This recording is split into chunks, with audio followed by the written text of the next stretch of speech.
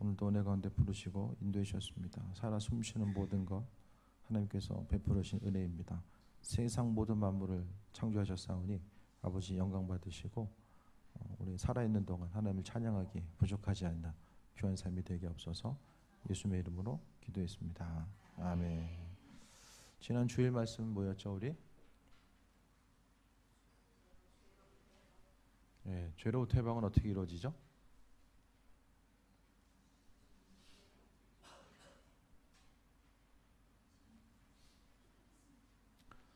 질문이 2번 나올 걸 예상을 못했던 거죠. 그렇죠? 구체적으로 말씀 기억하는 것이 삶에 있어서 유익이고 하나님의 말씀을 통해서 영원히 살지우는 또 귀한 삶이 되시길 바랍니다. 부지런히 또 점검하시고 또 새해 먹고 나아가길 바랍니다. 시편은 계속 말씀드리지만 이제 몇 개의 큰 카테고리로 나누게 돼요. 크게 1장부터 150장까지는 5개의 이제 그룹으로 이제 주제별로 다 나오게 되는데 일정한 시편은 우리가 생각하는 것보다 많은 통일성을 갖게 됩니다. 그 통일성을 갖는 것 중에서 하나가 이제 오늘 시편 8편은 하나님의 영광을 찬양하는 찬양의 내용. 그러니까 시편의 가장 많은 부분을 차지하고 있는 것이 하나님을 찬양하는 찬양의 내용입니다. 교회에서 찬송가 부를 때 말고 하나님께 찬양할 일이 좀 있으십니까? 주중에 좀 교회 밖에 있을 때에 내가 신앙인이구나, 내가 하나님을 찬양해야 되는 존재로 하나님께서 나를 부르셨구나, 그런 것에 대한 좀 인지가 되십니까? 그러니까 믿는 자로서 내가 가지고 있는 믿음이 내 인생에 실제적으로 영향을 주고 그 믿음을 통해서 새 힘 얻는 삶, 또 믿지 않은 사람들과 비교해서 우리가 믿음으로 승리하는 삶을 살기 위해서는 항상 기억이 나야 됩니다. 내가 신앙인으로서의 하루하루 살고 있는 것, 또 하나님의 말씀이 기억나는 것이 은혜입니다. 오늘 다윗의 시로서 일컬어지고 있는 시편 8편은 하나님의 창조의 세계, 그 인도하심과 예비하심을 오늘 본문을 통해서 말씀하고 있는데요. 시편을 읽다 보면은 어울리지 않는 한 구절이 나와요. 1절부터 8절까지 내용, 8절, 9절까지죠. 9절까지 내용을 보게 되면 어울리지 않는 한 구절이 나오는데 2절이에요. 2절만 빼면은 이 통일성이 보여요. 2절, 근데 2절이 딱 들어가면서 뭔가 좀 안 맞습니다. 우리 다시 볼까요? 여호와 우리 주여, 주의 이름이 온 땅이 어찌 그리 아름다운 주여, 주의 영광이 하늘 덮었나이다. 3절로 넘어가면 주의 손가락으로 만드신 주의 하늘과 주의 베풀으신 주의 달과 별들을 내가 보니, 자연스럽게 1절 3절은 이어지죠. 근데 2절을 보면 주의 영광이 하늘을 덮었나이다. 근데 갑자기 주의 대적으로 말미암아 어린아이들과 젖먹이들의 입으로 권능을 세우시며 이는 원수들의 보복자들을 잠잠하게 하려 하십니다. 어떻게 된 거죠? 2절의 내용 저만 이상한 거예요? 좀 어울려요? 어울리지 않아요?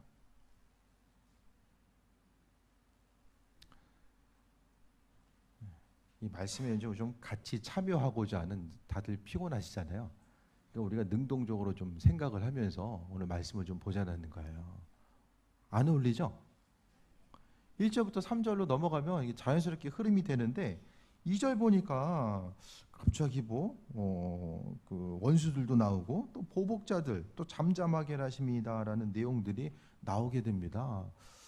그럼 2절의 내용들은 어떻게, 그러니까 시편을 다윗이 이제 언급하면서 2절의 내용을 생각했을 때에 2절이 그냥 들어간 게 아니에요. 갑자기 하나님을 찬양하다가 갑자기 이게 원수들이 생각이 나가지고 원수 얘기 잠깐 했다가 다시 이제 나머지 하나님을 찬양하는 것으로 넘어갔을까요? 제가 말씀드리지만 성경은 이게 허술한 책이 아니에요. 창세기 1장 1절부터 계시록 끝장까지 보면은 아주 하나님의 그 섭리와 인도하심과 계획하심 자체가 아주 밀도 있게 촘촘하게 하나님의 뜻과 인도하심을 우리에게 비춰주고 있다라는 거예요. 그래서 성경 한 구절 한 구절은 아무것도 버릴 게 없이 그 가운데서 은혜를 이야기하고 있는데 2절을 말씀을 좀 볼게요. 주의 대적으로 말미암아 어린아이들과 젖먹이들의 입으로 권능을 세우시며, 그러니까 이것을 좀 쉽게 풀이하면은 다윗이 삶을 살아가면서 여러 가지 환난과 어려움들이 있었어요. 그 어려움들 가운데 주의 대적이라고 이야기하는 거죠. 다윗은 어떻게 생각하냐면은 내 적이 하나님의 적이고 하나님의 적이 내 적이다라는 생각을 했던 것 같아요. 주의 대적, 뭐 하나님께서 이 땅에 적이 있으십니까? 이 땅에 같이 뭐 활동하시면서 적이 있어서 이렇게 이야기하는 것이 아니라, 그러니까 다윗은 하나님과의 관계성 가운데서 그분과의 일치되는 삶, 또 하나님의 뜻, 그러니까 온전한 영성은 하나님의 생각과 내 생각이 온전히 일치를 이루어가는 삶의 모습이라는 것을 계속 말씀드렸어요. 그래서 하나님의 생각을 통해서 세상을 바라보고, 또 눈에 보이는 환난과 어려움이 내 대적이 있지만 하나님께서도 내 편에 서서 그 일들을 해결하시고 또 승리케 하신다는 그 믿음 자체가 주의 대적이라는 이 한마디 구절로서 표현되고 있어요. 그래서 주의 대적으로 말미암아 어린아이들과 젖먹이들의 입으로 권능을 세우신다라는 것은 적들이 크지만은 어린아이들과 젖먹이들로 또 이길 수 있을 만큼 하나님께서 권위와 권능으로서 세우시고 함께 하신다. 또 한편에는 적들을 어린아이에게 패배할 만큼 하나님께서 부끄럽게 만드셨다라는 거. 그러니까 하나님께서 눈에 보이는 환난과 어려움 앞에서 넉넉하게 승리할 수 있도록 하나님이 만드시고 인도해 주셨다라는 사실을 이야기하고 있어요.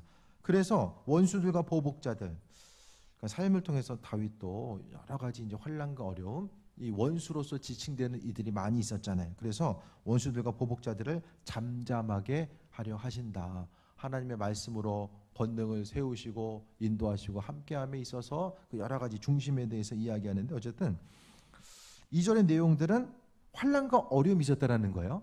그러니까 2절을 통해서 보면 1절부터 2절을 제외한 나머지 구절들이 하나님의 인도하심과 예비하심을 찬양함에 있어서 이런 배경적인 상황을 언급하고 있어요.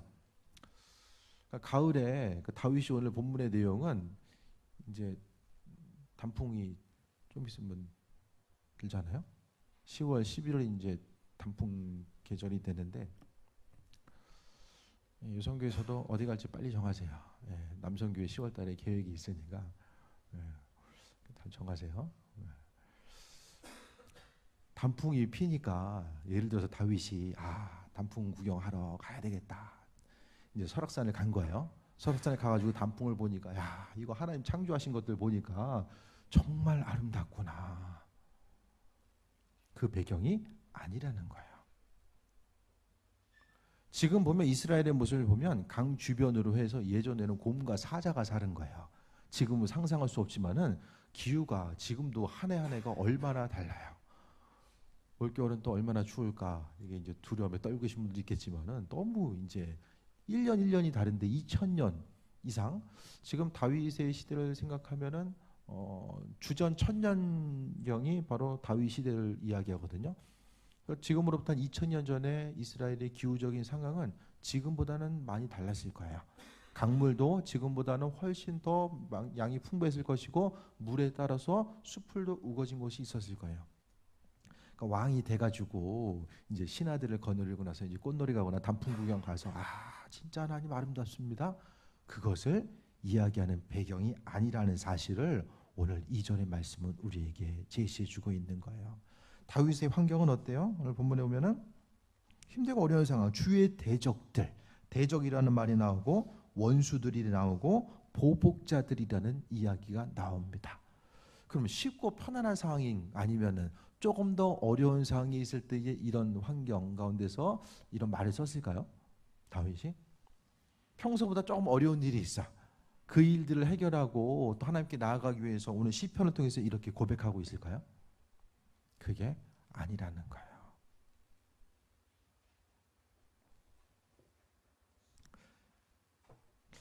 남자분들은 군대 갔다 오신 분들은 훈련소에 있다가 휴가를 나오다든지, 만약에 이제 첫 휴가를 나왔다 그러면은 세상이 어떻게 보이죠?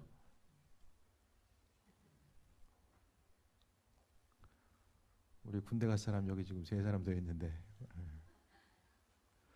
갈 때는 그냥 가는 거예요. 근데 이따가 나오면은 햇빛이 달라 보이고 공기가 달라 보입니다. 세상 모든 환경이 정말 아름답게 보이는 거예요. 이전에는 짜증났던 일들이 첫 휴가를 나온 그 순간부터 세상이 환하게 달리 보여지는 거예요. 뭐 예를 들어서 또 뭐 어떤 사고와 질병에 의해서 병원 생활을 오래 했는데 또 건강하게 돼서 퇴원을 했어요.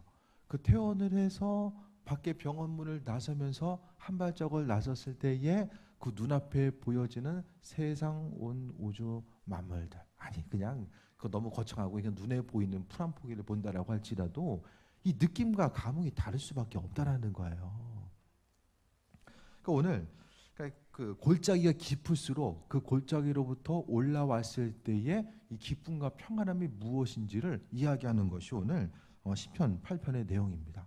그래서 오늘 본문 가운데 어떻게 생각하면 2절의 내용은 원수, 대적자, 보복자들 어울리지 않는 것 같아도 이 한 구절의 이야기를 통해서 한 구절을 통해서 우리는 다윗이 경험했었던 그 환난과 어려움, 고난의 깊이, 그러니까 이것은 뭐 이전에 사울 때문에 도망다녔을 때도 있고 또 압살롬에 의해서 주변 대적에 의해서 어려움을 그 경험하는 그런 환경, 그러니까 다윗이 살면서 생명의 위협을 여러 번 경험하게 되잖아요.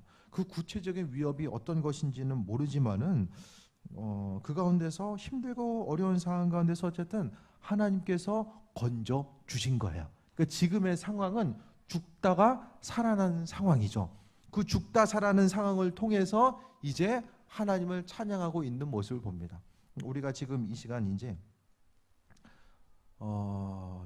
피곤한 하루를 보내고 이제 주일 아침에 오고 또 주일 이후에 이것도 해야 되고 저것도 해야 되고 예배 시간 이후에 오후의 삶에 있어서 이 추석 명절을 어떻게 보낼까에 대해서 미리 이 계획하고 이런 그 마음속에 있어서 여러 가지 생각이 또 왔다 갔다 하시는 분도 있을 거예요. 그런 것들을 좀 잠시 내려놓고 오늘 죽다 살아난 다윗의 그 심정을 가지고 시편의 내용들을 봐야지만이 이 본문의 의미성이 무엇인지가 우리의 심정 가운데 다가오게 됩니다. 그래서 우리는 이제부터 누가 되는 거예요? 죽다 살아난 다윗이 되는 거예요. 새벽까지 게임하고 놀던 누군가가 아니라 우리는 죽다 살아난 다윗이에요. 그것을 통해서 이 눈을 크게 떠야 되죠. 1절 보겠습니다. 여호와 우리 주여, 주의 이름이 온 땅에 어찌 그리 아름다운지요. 풀 한 포기를 보더라도 거기 예수님의 이름이 있는 거예요. 하나님의 이름. 이름이 있다라는 것은, 이름은 고대 사회에서 이름은 그 사람 자신을 대표하는 상징적인 것.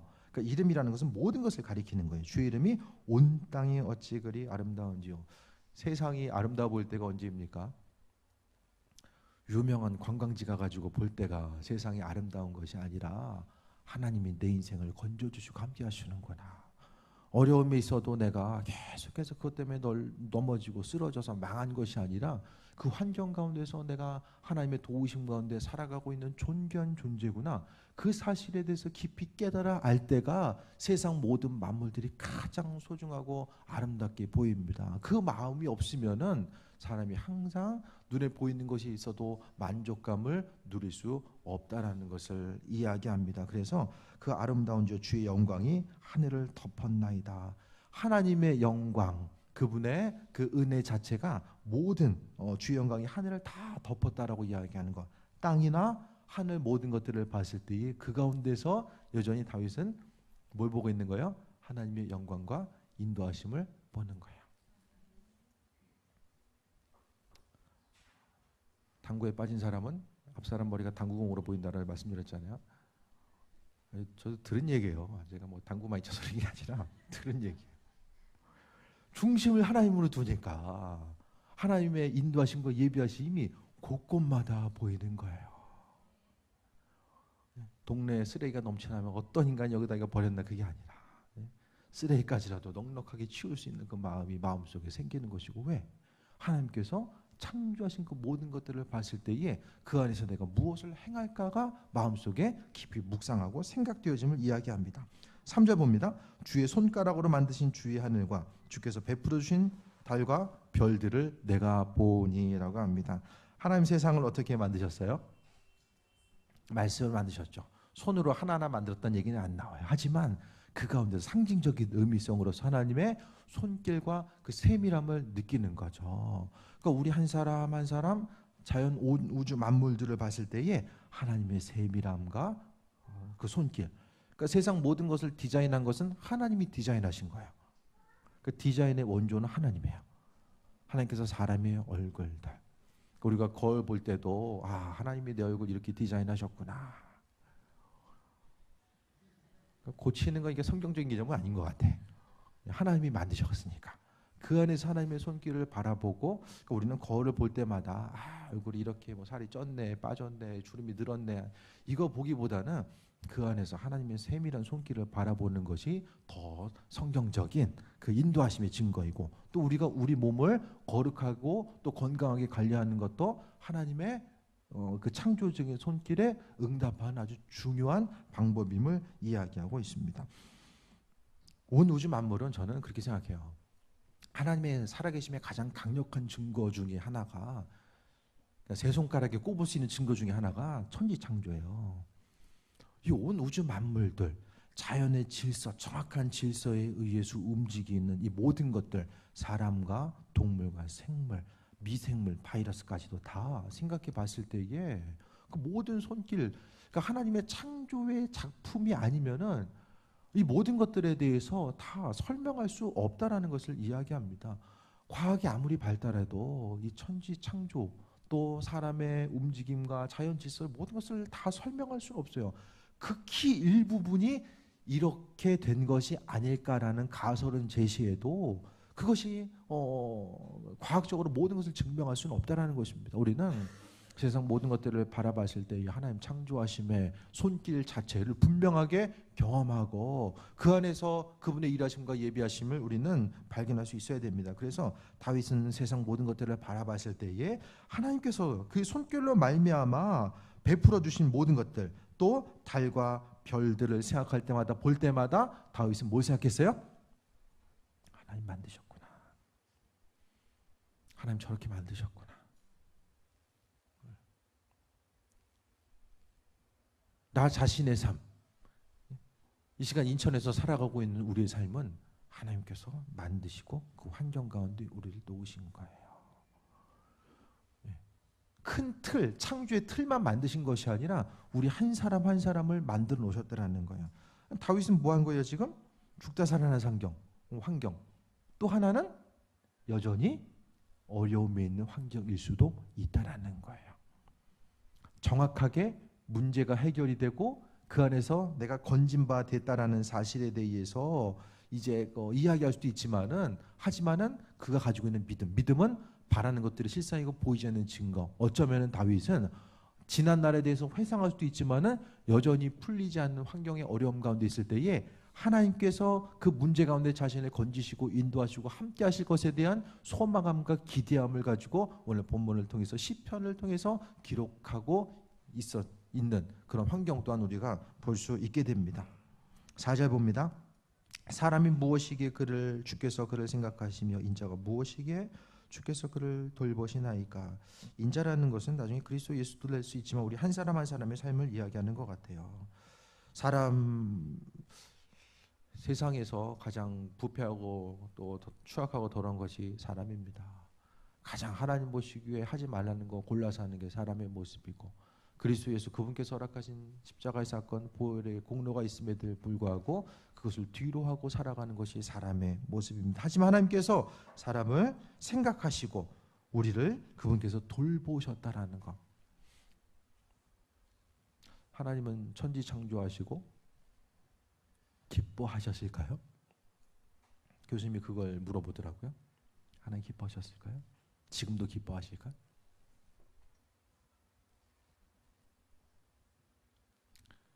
자녀를 낳고 나서는 기쁜데 키우는 과정 가운데서는 이제 후회하는 경우들이 많이 있잖아요. 근데 어떻게 해요? 낳았으니까 키워야죠.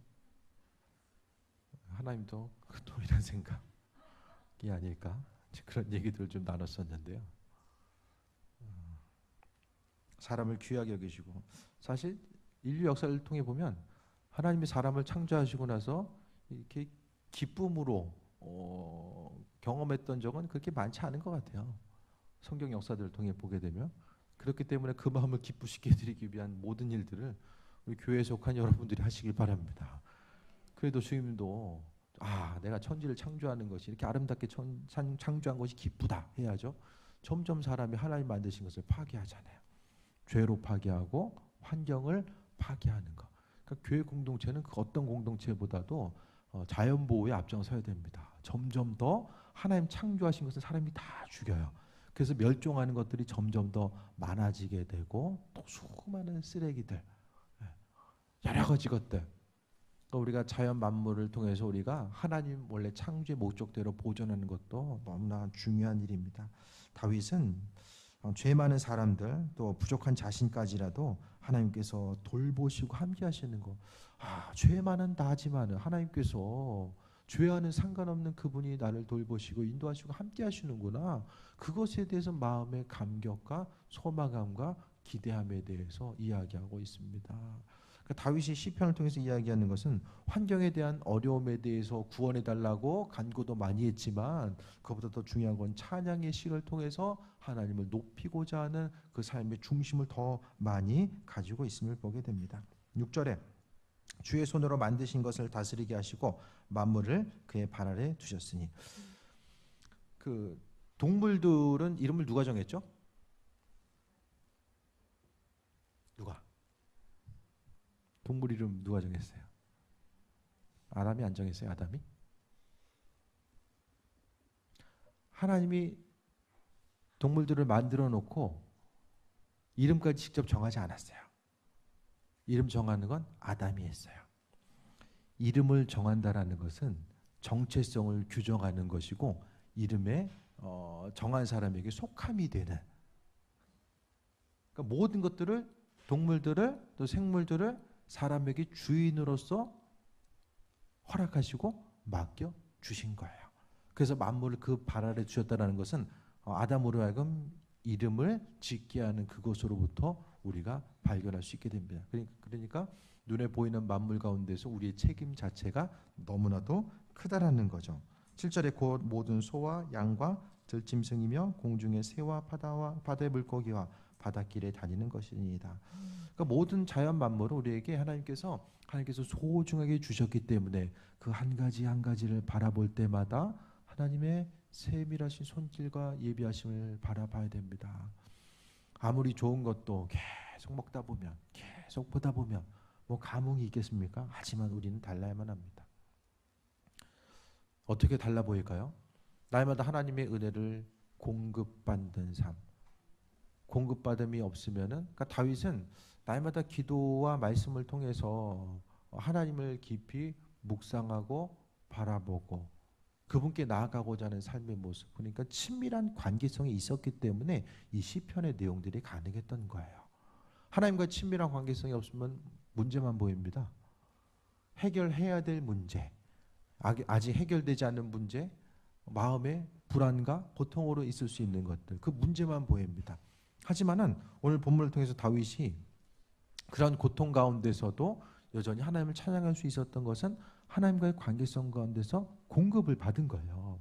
그러니까 공급받음이 있고 풍성함이 있으니까 하나님을 바라보고 또 자연 모든 만물을 바라봤을 때에 그 공급하심의 근거에서 만물이 다 하나님으로부터 만들어지고 하나님의 질서와 계획 가운데 움직여짐에 대해서 보니까 기쁨과 소망함을 가지고 하나님을 찬양하는 그 귀한 삶을 살아갈 수 있었음에 대해서 이야기합니다. 수도도 공급 라인이 새거나 끊어지면 더 안 나오잖아요. 없는 데서 쥐어 짜내려면 얼마나 힘듭니까? 그렇죠? 세상을 살아가는 것도 마찬가지고 주의를 감당하는 것도 또 마찬가지고 다 마찬가지입니다. 문제의 원인은 내가 부족해서도 아니고 내 주변 사람들이 나로 하여금 실족하게 해서 그것도 아니고 세상이 나를 못 알아봐서도 아니고 문제의 원인, 여러분이 가지고 있는 문제의 모든 원인은 다 관계성에 있습니다.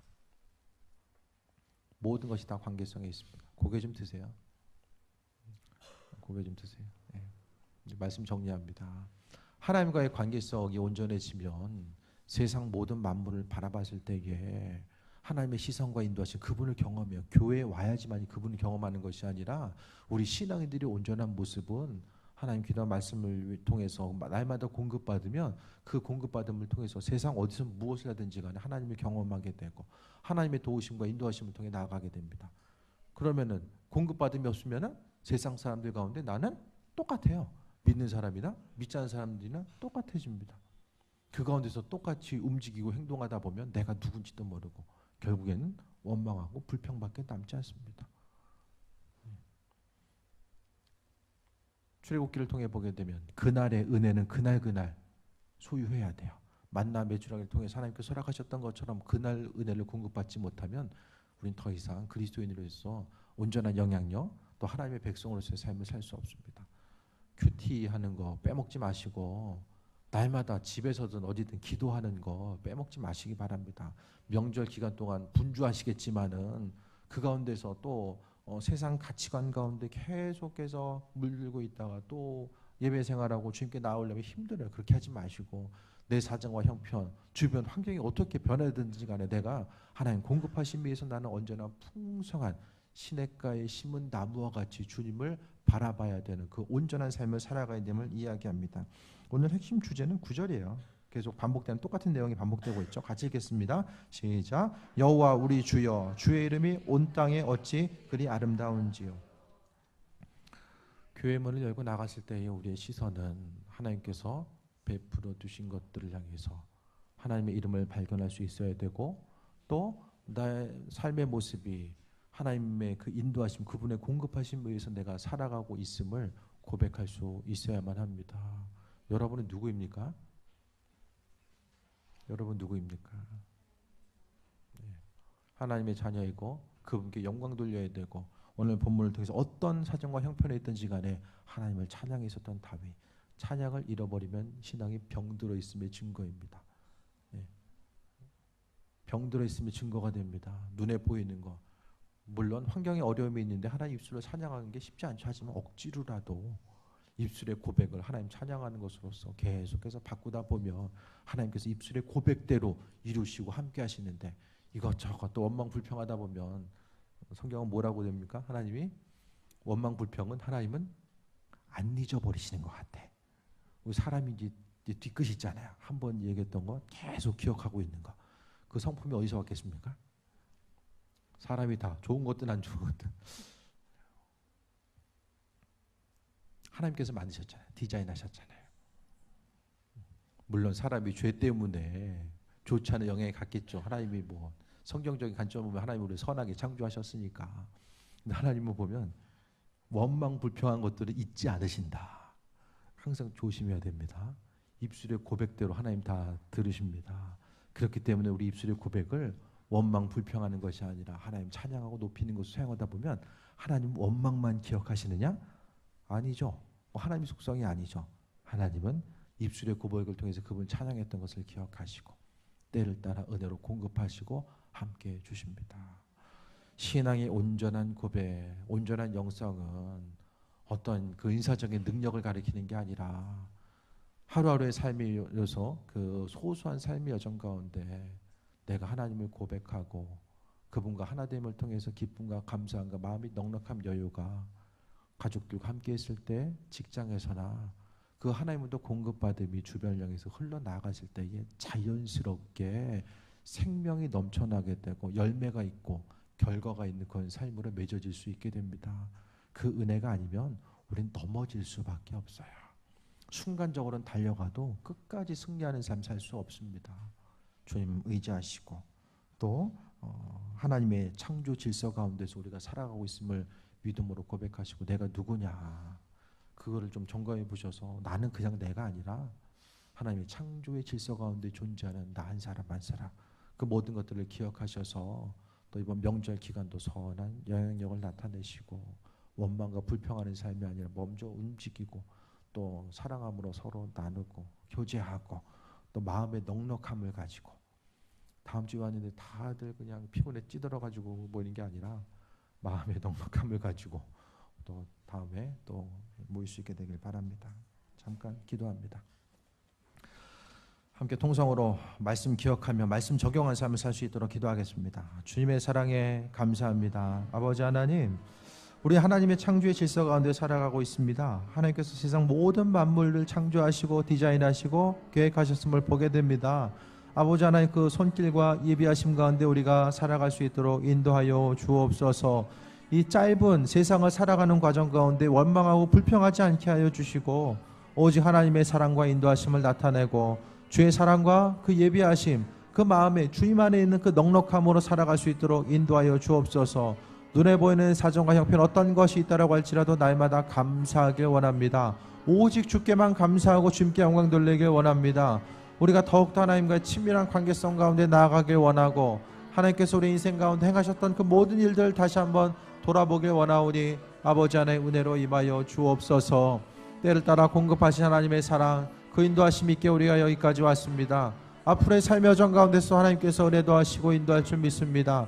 여호와 하나님이여, 주인 되시니 임재하시고 인도하여 주시며 주님 바라며 승리하는 삶, 그리스도 예수께서 우리 안에 계심으로 말미암아 강건함 누리게 하여 주옵소서. 세상 어디에서 무엇이든지 간에 믿는 자로서, 하나님의 백성으로서, 주님의 자녀로서의 정체성을 잃어버리지 않게 하여 주시며 입술의 고백이 항상 주님께 영광 돌리는 것으로 채워줄 수 있도록 은혜 베풀어 주옵소서. 아버지 하나님, 모든 것이 다 은혜입니다.